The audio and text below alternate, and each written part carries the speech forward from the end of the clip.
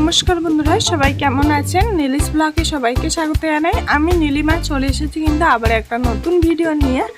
আর এই দেখুন কত বড় বড় কই মাছ। এই কই মাছগুলো আমি আজ কাটবো আর নতুন একটা রেসিপি করব, সেটি হলো কই তেল।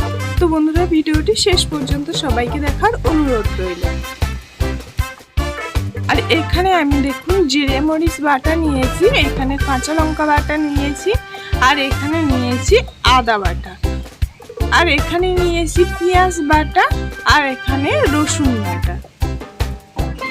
3 থেকে 4 বার গরম জল করে কই মাছগুলো ধুয়ে লবণ হলুদ মাখিয়ে আমি কিন্তু ভাজতে চলে এসেছি। কড়াইতে দিয়েছি একটু তেল, আর তেলটা একটু বেশি পরিমাণে দিয়েছি। আর মাছগুলো দিয়ে আমি এক এক করে মাছগুলো ভেজে নেব। আমার সব মাছগুলো কিন্তু ভাজে রেডি হয়ে গেছে। তেল তো গরম হয়ে গেছে। এবার আমি কিন্তু কড়াইতে মশলাটা দিয়ে দেব।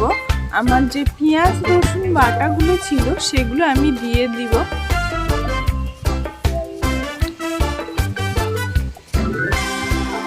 দিয়ে ভালো করে মশলাটা একটু কষিয়ে নিয়েছি দেখুন। আর এবার দিয়ে দেব লবণ আর হলুদ।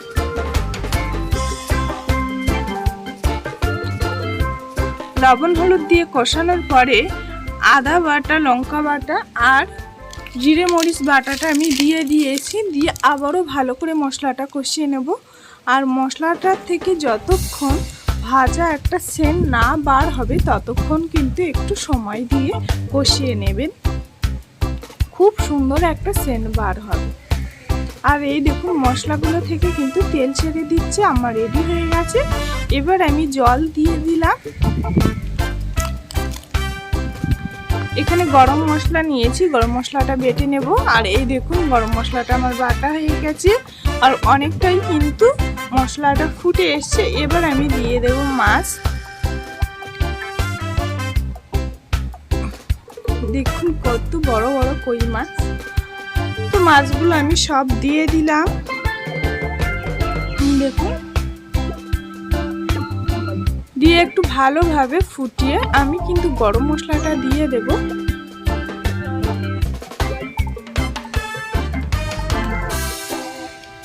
রেডি হয়ে গেছে আমাদের কই তেল।